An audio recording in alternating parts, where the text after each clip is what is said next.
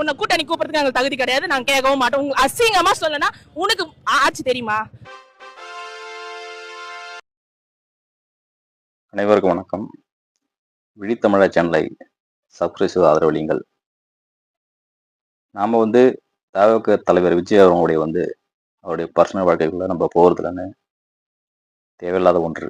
இன்னும் நம்ம பேசாமல் நம்ம இருந்தால் கடந்து சென்றால் கூட டிவிக்கு ரசிகர்களுடைய பயணிக்கக்கூடிய ரசிகர்களும் தொண்டர்களும் எந்த அளவுக்கு புரிதல் இல்லாமல் இருக்கிறார்கள் என்பது அவருடைய செயல்பாடுகளை அம்பலப்பட்டு கொண்டிருக்கு. ஒரு சமூகத்தை எந்த அளவுக்கு திரை கவர்ச்சியில் விழுந்து கிடக்கிறது என்பது விஜயின் வருகைக்கு பிறகுதான் நம்மளால் தெரிய முடிகிறது. நம்ம அவரெல்லாம் பேச வேண்டிய தேவை கட்டாயம் இல்லை. ஆனால் அவருடைய ஒரு தகுதி இல்லாத தலைவனை எந்தோட அடிப்படை அரசியலும் எதுவுமே சுத்தமா எதுவுமே தெரியாத ஒருவரை மிகச்சிறந்த தலைவனாக முன்னிறுத்துவதுதான் மிகப்பெரிய ஆபத்தாக ஒன்றாக இருக்கிறது.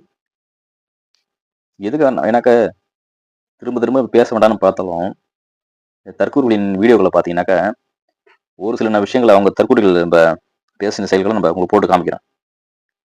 அவங்க பேசின முதல்ல ஒரு தற்கூரி சொல்லுது, ஒரு பெண் தற்கூரி, எங்க ஆட்சியில தான் எந்த ஆட்சியில கொடுத்துருக்காங்க, இந்த மாதிரி எங்க ஆட்சியில தான் கொடுத்துருக்காங்க. அப்படியே அந்த பெண் சொல்லுது, எனக்கு தான் மாவட்ட செயலாளர் தான் கொடுத்துருக்காங்க, ஒன்று செயலாளர் கொடுத்துருக்காங்க, எங்க கட்சியில எந்த கட்சியுமே கிடையாது அப்படி சொன்னாலும் பரவாயில்ல, எங்க ஆட்சியில தான் கொடுத்துருக்காங்க.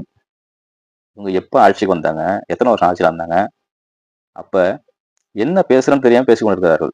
அதாவது ஒரு ஒரு பேட்டி என்பது எவ்வளவு முக்கியமான ஒன்று, ஒரு பிரஸ் மீட்டோ ஒரு நேர்காணல் எவ்வளவு முக்கியமான ஒன்று. எல்லோரும் கொடுத்துட மாட்டாங்க பேட்டியோ நேர்காணல் கொடுக்க மாட்டாங்க. ஏன்னா அவங்களுடைய கேள்விகளுக்கு சரியான பதில் அளிக்க வேண்டும். எல்லோரும் ஒரு ஒரு கட்சி சார்பாக சரி, ஒரு ஒரு ஒரு ஒரு பொறுப்புல இருக்கவும் சரி, அது புரிதல் உள்ளவர்களும் மக்களுக்கு ஒரு செய்திகளை சொல்ல வேண்டும் என்று சொன்னால் அவங்க இப்ப நெறியாளர் கேட்கிற கேள்விகளுக்கு நம்ம பதிலளித்து அது மூலியமா தெரிவிக்கும் நம்முடைய நம்முடைய நம்ம என்ன நிலைப்பாட்டில் இருக்கிறவங்க தெரியப்படுத்துக்கான ஒரு செய்தி தான் அது.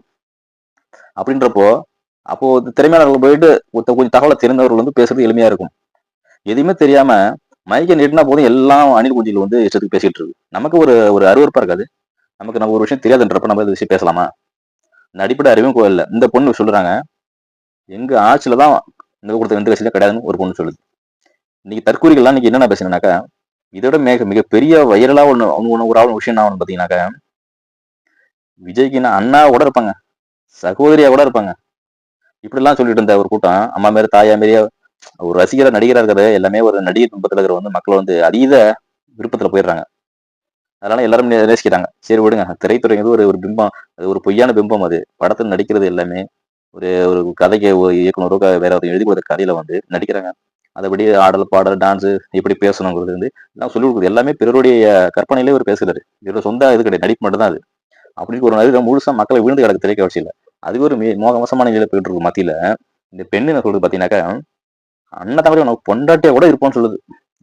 எந்த அளவுக்கு இந்த ஒரு அசிங்கமான அருவமான பாருங்க. அக்காவை தங்காச்சியா இருக்குன்னு சொன்னீங்க, பொண்டாட்டியா இருப்போம்னு சொல்றேன்னா அப்ப பாத்துங்க. அப்ப மனநிலையில் தான் பொண்டாட்டிங்க அனுபவம் தேவையுள்ளது அந்த மாதிரி பெண்களுக்கு. ஏன்னு கேட்டீங்கன்னாக்கா, இப்ப அக்கா தங்கச்சி ஒரு ஒரு அம்மா பேருக்கு அக்கா தங்கச்சிங்கிறப்ப அந்த பாசமா நேசிக்கிற எண்ணங்கள் வரும். பொண்டாட்டி பேருன்னா கற்பனையில விஜய் கூட பழகிற மாதிரி பொண்டாட்டி பேர் அனுப்ப ரெண்டு பேர் பேசலாம் பார்க்கலாம், அந்த கற்பனையிலேயே அந்த அதீத ஆசை அதுதான் வெளிப்படதான் இது. அப்ப இந்த கூட்டம் எல்லாம் இவ்வளவு நாள் அண்ணன் தங்கச்சி எல்லாம் பேச வச்சு வேடிக்கை. இப்ப விஜய் அவர்களுடைய மை போறான்னு சொன்னாங்கன்னா, இல்ல இது போகக்கூடாது, பிரியக்கூடாது, ஏதோ ஒரு பிரச்சனையில இருக்கிறாங்க, தவறுதை சரி கொண்டிருக்கணும், இனிமேல் தவறு நடக்கணும், ஒண்ணு சேர்ந்து நல்லா இருக்கணும் அப்படிங்கிற ஒரு மனப்போக்கு இருந்தால் ஏற்றுக்கொள்ளக்கூடியதா இருக்கும். இது சொல்லி பொண்டாட்டியா கூட இருப்போம்னு சொல்றதுன்னா எவ்வளவு ஒரு அசிங்கமான எப்படி இருப்பாங்க? எப்படி இருப்பீங்க? தங்கச்சா எதிர்த்து பொண்டாட்டியா மாறிப்பீங்களா? அக்கான்னு சொன்னீங்க, சகோதரர் சொன்னீங்க, சித்தப்பா வேற மாசம் வேற முறையில் மாமா மச்சான் ஏதோ சொன்னீங்க, ஓகே, இது ஒரு முறையில் சொன்னீங்க, ஓகே, அண்ணான்னு சொல்லிட்டீங்க, அப்படி போயிடலாம். ஆனா பொண்டாட்டிங்கிற இடத்துக்கு நீ எப்படி அந்த வச்சு பாக்குறீங்க? எப்படி வரீங்க? அண்ணாவான தங்காச்சாரும் பொண்டாட்டியா இருக்கும். அப்ப இவ்வளவு நாள் அக்கா தங்கச்சி கூட்டிட்டு எல்லாம் எப்படி பொய்யாது? அப்ப எப்படா விஜய் மனைவி 4 வருஷமா இல்ல தொடர்புல இருந்தாங்களா, லண்டன்ல சொன்னாங்களே, அப்ப இப்படி எப்படியா விஜய்கிட்ட நம்ம பேசிதானே பொண்டாட்டியா நினைச்சாங்களா? அவ்வளவு அறிவிட்ட முட்டாள கூட்டமா இருக்கு பாருங்க. மிக கேவலமான செயலாகன்றது. ஒரு பெண்ணு சொல்லுது, தலைவர் நல்லவருங்க, விஜய் தலைவர் நல்லவருங்க, அவங்கள பத்தி விஜயோட மனைவி புரிஞ்சுக்காம பேசிட்டாங்க. 27 கடலை வாழ்ந்து 2% பள்ளி வந்ததுனால வாழ்ந்தவங்களுக்கு ஒரு நாள் குடும்பம் நடத்தினவங்களுக்கும் விஜய் என்ன பண்ணாரு, ஏது பண்ணாரு, குணாதிசயங்கள் என்ன, அதுல விஜய்க்கு ஒய்ஃபோட மனைவி தெரியாதான். இந்த தற்கூர் கூட்டத்தில் அவன் நல்லவரா விஜயவான் நல்லவரும் அவங்கள தப்பா போட்டாங்களா இந்த நேரத்துல வந்து தெரியாம கேஸ் போட்டாங்களாம். அந்த கேஸ் வந்து தள்ளுபடி பண்ண வேண்டிக்கிறாங்களாம். எங்க தவக்க அணில் கூட்டம் வந்து விஜய்க்கு அந்த விஜயோட மனைவிக்கு வந்து பாடம் எடுக்கிறாங்க. அது ஒரு தர்க்க கூட்டம் அப்படி சொல்லிக்கிட்டு இருக்கு. அப்புறம் ஒரு பொண்ணு சொல்றாங்க, என்ன சொல்றான்னு கேட்டீங்கன்னா, அவங்க வந்து அரசியல்னு வந்துட்டு ஃபேமிலியா கிட்ட வச்சிருக்க முடியாதுங்க. அதுக்காக வந்து ஃபேமிலி வந்து விலகி வச்சிருக்காங்க. நான் அரசியல் நிறைய பிரச்சனைகள் வருமா, அரசியல் சந்திக்கிறப்ப குடும்பம் பார்த்தா வந்து நிறைய பிரச்சனை வருங்களா, இதனால சமாளிக்க முடியாதான். அதை காரணம் காட்டி ஒருவேளை வந்து விலக்கி வச்சிருக்கலாம். இது எந்த மாதிரியான நிலைப்பாடு அப்படிங்கிறத நீங்க சொல்லுங்க. இப்ப இப்ப இப்ப இப்ப தமிழ்நாட்டில் ஆட்சி பண்ற ஆட்சியாளர்கள்லாம் ஐயா எடப்பாடி இருக்கிறாரு, ஐயா ஸ்டாலின் இருக்கிறாங்க, சீமான் இருக்கிறாரு, ஐயா அன்புமணி இருக்கிறாங்க. இப்படி பல்வேறு கட்சி தலைவர்கள் விஷய திருமாவளவன் இருக்கிறாரு. ஒவ்வொருத்தரும் குடும்பம் இருக்கின்றது. சரிங்களா? இருக்கிற அண்ணன் தம்பியோ ஒரு அம்மாவோ தாயோ இருக்கிறாங்க. ஒரு குடும்பம் ஏதோ ஒரு இருக்கு. அவங்களாம் என்ன பண்றாங்க, அரசியல் விடணும்னா அவங்களாம் தூக்கி ஓரத்தை போட்டுட்டு நீ டைவர்ஸ் பண்ணப்பா, குடும்ப சம்மந்தம் அறிக்கை விட்டுட்டு அப்படின்னு கட்சி நடத்திட்டு இருக்காங்களா? அப்படின்னு அவங்க சொல்றாங்க. அவங்க என்ன அது எனக்கு வந்து புரியல. இந்த மாதிரி இதை பத்தி நீங்க என்ன நினைக்கிறீங்க? இந்த மாதிரி தற்கொலைகளை பத்தி என்ன நினைக்கிறீங்க? இந்த தற்கொலைகளின் வீடு தான் நீ போட போறான். இவங்க பேச்செல்லாம் தற்கொலை வீடு தான் போறான். ஒரு பையன் சொல்றான், அடிக்கடி இந்த குறைச்சிட்டு இருக்கான் நாய் மாதிரி ஒரு ஜென்மம். சீமானா வந்து அதை வந்து இதை ஒப்பிட்டு பேசுறான், விஜய் கூட ஒப்பிட்டு பேசுறான். ஏன்னு கேட்டீங்கன்னாக்கா, சீமானை வந்து ஏற்கனவே பெண்ணை பழகி அதுக்கு கலைச்சிட்டாரான். எங்கன்னா அப்படி கிடையாதுடா, எங்கன்னா டைவர்ஷனா கொடுக்குறாரு அப்படிங்கிறான். முட்டாள் பழைய அது சீமானன் வாழ்ந்தது வந்து பாஸ்ட் லைஃப். அதாவது நான் ஏற்கனவே முந்தைய கனவுன்னு சொல்லியிருக்கேன்.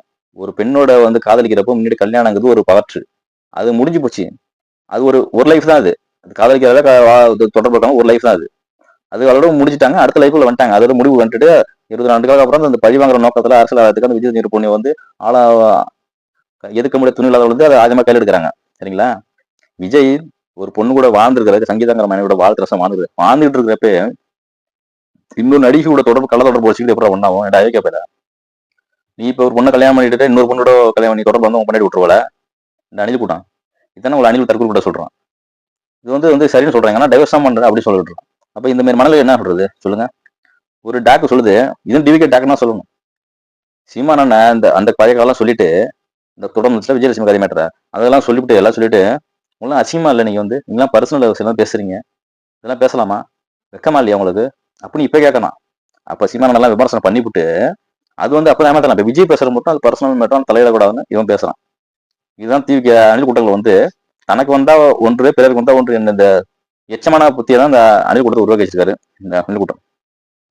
இது ஒரு கேடு நான் கேட்டீங்கன்னா, ஒரு பொண்ணு சொல்லுது சீமான் என்ன மயிர போடுங்கனாரு, 10 ஆண்டுலாம் என்ன மயிர போடுங்காரு, அவெல்லாம் ஒரு ஆளே கிடையாது, நல்ல கூட்டம் கூட தகுதியா கிடையாது அப்படின்னு இந்த பெண்ணு சொல்லுதுன்னு கேட்டேன். அப்ப நாட்டுல வந்து ஒரு அரசத்துல 15 ஆண்டுகளா 12 ஆண்டுகளாம் இல்ல இருக்கு ஒரு 45 கட்சி நடத்திக்கிட்டு இருக்காரு. அவரோட போராட்டங்களையும் மக்களான பற்றி தொடர்ந்து எடுக்கிறாரு. இப்ப ஆளுங்கட்சியா இருக்கும் திமுக கூட்டம் சரி, எதிர்கட்சியா எடப்பாடி ஆகட்டும், ஒவ்வொரு கட்சிகளும் சரி அவங்க என்னென்ன பண்றாங்க, இப்ப அவங்க செயல்பாடுகள்லாம் பார்த்துட்டு நம்ம விமர்சனம் பண்றது ஓகே. எதுவுமே இல்லாம தற்கூரி விஜய் ஒன்னும் தெரியாத விஜய் எல்லாமே ஸ்கிரிப்டை வச்சுக்கிட்டு ஆளை வச்சுட்டு ஒன்னொன்னுக்கும் அதை வாங்கி கதையை ஏத்துட்டு நடிக்கிற விஜய்க்கு வந்து ஆட்சி திறமை இருக்குது, அதிகார திறமை இருக்குது, எல்லாம் திறமை இருக்குதா வெளியே ஆட்சி நடத்த தெரியுமா? சீமானுக்கு என்ன ஆட்சி நடத்த தெரியுமா அப்படின்னு இந்த பெண்ணு கேட்பது மூலம் டிவிகே கட்சியில் இருக்கிற ஒரு நிலைப்பாடு என்பது நமக்கு அப்பட்டமாக தெரிகிறது. இந்த மாதிரி கூட்டத்தை வச்சுக்கிட்டு தான் ஒரு ஆட்சியை பிடிக்க போறாராம். ஆட்சியை பிடிக்க போற லட்சணம் பாருங்க, அது தெரியும். ஆட்சியை பிடிக்கிற லட்சணத்தை பாருங்க. இப்ப விஜய் என்ன சொன்னாரு? இப்ப கடைசியா என்ன சொன்னாரு? பெண்கள் நம்ம ஆட்சியில தான் பெண்களுக்கு முக்கிய பாதுகாப்பு இருக்கு, சத்தியமா அது கண்டிப்பா இருக்கும், நம்புங்க அப்படின்னு சொன்னாரு. மக்களுக்கு பாதுகாப்பு முதல்ல குடும்பத்தில் உள்ள பெண்களுக்கு உங்க பொண்ணு இருக்குங்க பாத்தீங்களா, அவங்களுடைய வாழ்க்கைக்கும் பாதுகாப்பா இருங்க. ஃபர்ஸ்ட் எங்க பொதுமக்களுக்கு பார்க்க குடும்பத்தையே பார்க்க முடியல, உங்களுக்கு வந்து பாதுகாப்பு போறாங்க. இதெல்லாம் நாங்க மக்கள் ரத்தமும் இருப்பாங்க, சதையுமா இருப்போம். மக்கள்னா என்ன, மக்கள்னாலும் நான் தான் மக்களுக்கு ஒரு என்ன பிரச்சனைனா மக்களை சொன்ன சொன்னீங்களா? சரி ஓகே. இப்ப குடும்ப பிரச்சனை சொல்றீங்களா? ஏன் குடும்ப பிரச்சனை இப்ப சொல்ற குடும்ப பிரச்சனை சொல்றீங்க? ஏன் குடும்ப பிரச்சனை சொல்றீங்க? எது குடும்ப பிரச்சனை சொல்றீங்க? இது இப்போ உன்னோட பிரச்சனைகள் இல்ல, இதை மக்கள்லாம் ஒண்ணு சொல்லிட்டீங்களா? அப்ப அதுக்கு தன்னோட மக்கள் சண்டை கூட பிரச்சனை அதை பேசிதானே ஆகணும். பர்சனல் இப்ப ஏன் சொல்றீங்க? பர்சனல் சொல்லணும்னாக்க உனக்கு பிரச்சனை வந்தா உன்னோட வச்சுக்கணும். உன்ன ஒரு மக்களை கேள்வி கேட்டாவோ எதிர்கட்சி விமர்சனம் வச்சாலோ அனைவரும் விமர்சனம் வச்சானா அதை வந்து மக்கள் மொழி பழி போடுற, அப்ப மட்டும் மக்கள் மொழி போடுற. குடும்பம் துணி இல்ல, எல்லாம் ஒண்ணு சொன்னில, குடும்பத்துல கேட்பாங்க பதில் சொல்லு. பேச தெரியாம பேசிட்டு இருக்க தற்போது விஜய் அவர்களே, உங்க வாய் தான் வந்து உங்களுக்கு கேடு, சரிங்களா? இதுதான் அண்ணன் சீமான் அவர்கள் சொன்னாரு, சரிங்களா? இப்போ இது ஒரு குடும்ப விஷயம், அதனால சீமான் வந்து விளையாட மாட்டாரு. மக்கள் என்ன நாம் தமிழ் வந்து யாருமே விமர்சனம் வைக்க மாட்டாங்க, சரிங்களா? ஆனா உங்க தற்கொலை கூட்டம்லாம் வந்து இது எடுத்து கொட்டு திருப்பி சீமானை வந்து திருப்பி நீங்க பேசுறப்பதான் நாங்க மட்டும் மானகிட்டு இருக்கோமா? சொல்லுங்க, நாங்க மனுஷன் தானே. உங்களுக்கு புரிதல் வரும் என்பதற்காக தான் ஒருத்தர் விமர்சிக்கும் போது அது எவ்வளவு வந்து அநாகரிகமான செயலா இருக்கும் என்பது உங்களுக்கு புரியிருப்பு என்பதற்காகத்தான் நாங்க திருப்பி சொல்றோம் விஜய் அவர்களை நாங்க வந்து இது வந்து அசிங்கப்படுத்த நோக்கம் அல்ல. எல்லாருக்கும் ஒரு மீது காலதெல்லாம் ஒரு பொண்ணு ரெண்டு பட்டம் அதோட இருப்போம். அது குடும்ப விஷயம் நமக்கு தேவையில்ல. அதை பத்தி பேசல. நீங்க வந்து தற்கொலைகளின் பேச்சுகளுக்கு தான் நாங்க பதிலீடு கொடுக்கணும். சரிங்களா? இதை வந்து சீமான் என்ன சொன்னார் உங்கள்கிட்ட? என்ன சொன்னார் உங்கள்கிட்ட? இது வந்து உங்களுக்கு பிரச்சனை வந்து இந்த நேரத்துல கையில் எடுத்து ஏன் செய்யறாங்க? அரசியல் ஒருத்தர் வீழ்த்தணும்னா சீமான் இதே தான் அநியாயம் செஞ்சாங்க. இதே போல தான் செய்வார்கள். அவர் எடுத்து நம்ம பேசுறப்ப ஆளுங்கட்சி என்ன பண்ணுவாங்கனாக்கா அதிகாரத்தை கொண்டு புதுசா ஒரு கட்சி நான் வந்து இப்போ ஒரு உண்மையை இது ஒரு உண்மை இருக்கும்னு நினைக்கிறேன். நீங்க கட்சியை உருவாக்குறதுக்கு அவங்க திமுக தான் காரணமா இருக்கும். பின்னாடி பிஜேபி மூலியமா உங்களுக்கு காரணமா இருக்கும். ஆனா உங்களை வந்து அதிகாரத்துல இருந்து உட்கார வச்சு உங்களுக்கு பெரிய பதவி கொடுத்துருக்காருல்ல. இந்த நாம் தமிழ் வளர்ச்சியை மட்டுப்படுத்தணும் இல்ல வாக்க பிரிக்கிறதுக்கும் இறக்கப்பட்ட கைக்குள்ள இந்த விஜய். சரிங்களா? ஆனால் அதே சமயத்துல இந்த வேலை முடிஞ்ச பிறகு டவுன் ஆக்கிடுவாங்க. உன்னை அதிகாரத்துக்கு போயிடக்கூடாது. அந்த நேரத்துல அதிகாரம் இல்லாம இருக்கணும். வாக்க மட்டும் பிரிக்கணும். அதுதான் வேலை. கமல் பாத்தீங்களா? கட்சி ஆரம்பிச்சாரு, கொஞ்சம் வித்த காமிச்சாரு. அதுக்கப்புறம் ஓகே அனுப்பிட்டாங்க பாரு. அவனு பேசினாரு, திமுக வந்தா சிட்டிவி உடைச்சு அதை உடைச்சாரு, நல்ல பெரிய வெங்காயம் பேசினாரு. திருப்பி எங்க போய் திமுக அடைக்கலமானவர். அதே மாதிரி நீங்க டிஎம்கே போய் அடைக்கலமானதான் போனா அப்படியே விட்டுருவாங்க. தனியா உங்களை வந்து அதிகாரத்தை வச்சு வளர விட மாட்டாங்க. அவங்களே கட்சியில ஆரம்பிக்கிறது தூண்டுதல் அவங்க தான்.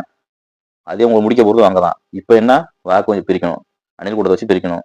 அதுக்காக தனக்குள்ள எந்த தகுதியுமே இல்லாத வந்து உன்னை வச்சுக்கிட்டு வீரவசனம் பேசுற பேப்பர்ல வச்சுட்டு அது மூலம் தான் அதுதான் என்னோட கேரக்டர். அதான் எனக்கு குணமில்ல. நீங்க வந்து என்னோட திறமையை வந்து வெளிப்பட திறமை கட்டமைக்கிறீங்க, பொய்யா கட்டமைக்கிறீங்க. மக்களுக்கு நீங்க அம்பலப்படும். சரிங்களா? உங்களை வச்சு இதுல இந்த மாதிரி பிளாக்மெயில் பண்றாங்கல்ல, இதுதான் சீமான் சொன்னாரு. அப்பயே சொன்னாரு, தம்பி கொஞ்சம் கொஞ்சம் கடிக்கும் அந்த மீன்கள் அல்ல முதலைகள் வாழ்க்கை. அது ஒரு உதாரணத்தை சொல்லும் போது விராட்டி மாநாடு என்ன பேசுங்க, கொஞ்சம் முதல்ல இருக்குமா கடிக்குமா பெரிய அகழி. அதை வந்து எவ்வளவு நக்கலான பேசின விஜய் அவர்களே. இது ஒவ்வொன்றும் அனுப்பி கண்டிப்பா அனுப்பிப்பீங்க. நீங்க நான் தொடர்ந்து எல்லா காணொலிகளும் சொல்லிட்டு இருந்தேன்னா முழுக்க நீங்க வந்தது என்ன தெரியுமா? அரசியல் பண்ண அதிகாரத்தை பிடிக்கலாம் இல்ல, இதே ஒரு சூழ்நிலை களம் இறக்கப்பட்டிருக்கீங்க.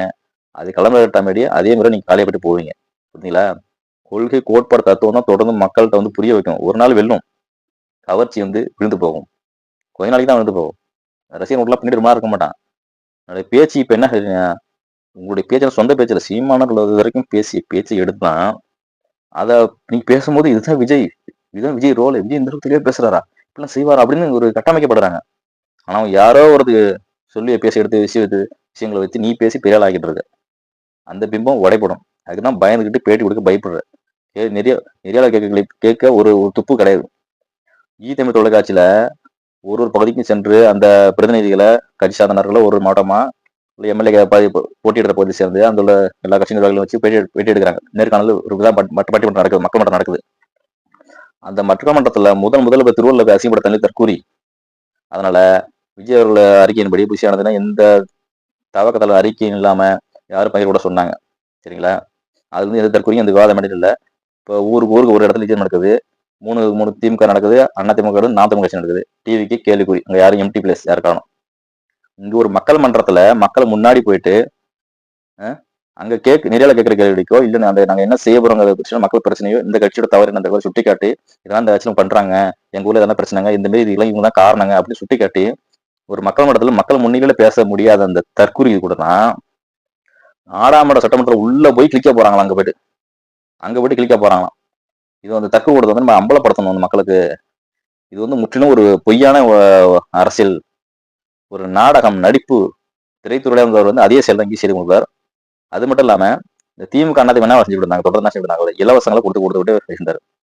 அதே மாதிரி ஆசையும் தோண்டி விட்டாரு, நான் கார் கொடுப்பேன், நான் பைக் கொடுப்பேன் கேட்டா நான் எப்படி பொருளாதார முன்னேற்றுவேன், அதுக்கான எப்படி முன்னேற்றுவங்க, என்ன தொழில் பண்ணுவீங்க, அதுக்கு திட்டம் கிடையாது.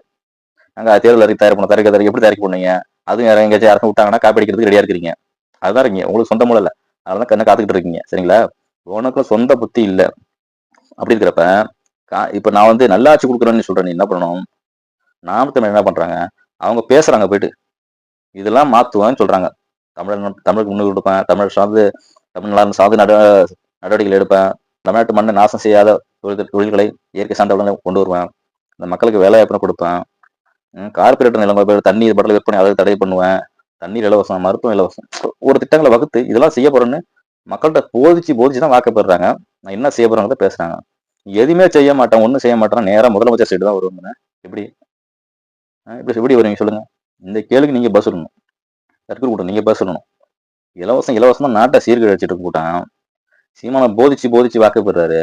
இந்த கூட்டம் அணில் கூட்டம் என்ன படுது? ஊர் ஊருக்கும் ஒரு கூட்டத்தை போட்டு பேசுறாங்க பத்தியா? அங்கேயும் அரிசி மூட்டை, பக்கெட்டு, எதுமோ விலைவாசம் பாக்குறாங்க. ஒரு அங்கேயும் ஒரு ஒரு மேடையிலும் பாத்தீங்கன்னா முன்னாடி வச்சிருக்காங்க வருஷம் மக்களை கவர்ச்சிக்கு. ஒரு 10 பேர் கூட்டம் அரிசி கொடுப்பாங்க. 100 பேராச்சும் வரணும்ல. ஏதோ இலவசம் கொடுக்குறாங்களா, அரிசி கொடுக்குறாங்க வாங்க வருவாங்க நினைக்கிறேன். அந்த மாதிரி இலவசம் வச்சு ஒரு ஒரு ஒரு தொகுதியில் 10 இடத்துல போட்டாங்கன்னா ஒரு இடத்துக்கு 500 பேர் கொடுக்குறாங்க. 10 இடத்துல 5000 ஓட்டு வாங்கலாம்ல. அந்த மாதிரி கணக்கு பண்ணி நினைக்கப்பட்டாங்கன்னு நினைக்கிறேன். அது மாதிரி இலவசம் கொடுத்து எவ்வளவு கேடுகடி இக்கட்டான சொல்லி. ஏன்னா அவங்க பயம் வந்து விட்டது. இந்த இலவசம் கொடுத்து ஏதாச்சும் பொருளை கொடுத்தா அது வாக்கு பெறுவதற்கான இது ஒரு வழிமுறை தானே. அதை சொல்லுங்க. வாக்கு வேணும்னா நல்ல அரசு வேணும். நல்ல அரசு எப்படி செய்வ நீ? இந்த மாதிரி நீ வந்து இலவசம் கொடுத்து பொருளை கொடுத்து மக்களுக்கு ஆசையை தூண்டி அவன் 5000 10,000 கொடுக்குறான், நீ 2000 வரை ஒரு பொருளை கொடுக்குறான். இது வாக்கு கொடுக்குற காசு தானே. இந்த காசை கொடுத்தா மக்களை ஆசை தூண்டி எனக்கு ஓட்டு போட சொல்றாங்க. நாளைக்கு இந்த பொருள் அரிசி போனா என்ன பண்ணுவாங்க? உனக்கு தான் ஓட்டு போட சொல்லுவாங்க. அப்ப நீ காசு வாக்கையும் விலை கொடுத்து வாங்குற. அதே இழிவான செயல்களையும் இந்த விஜய் கட்சின்னு செஞ்சு கொண்டிருக்கிறீர்கள். மக்களே இந்த இலவசத்துக்கும் அவங்க கொடுக்குற பொருளுக்கும் வாங்கி கொண்டு ஏமாந்து போவாதீர்கள். விழிப்புணர்வு இருக்க வேண்டும். நன்றி, வணக்கம்.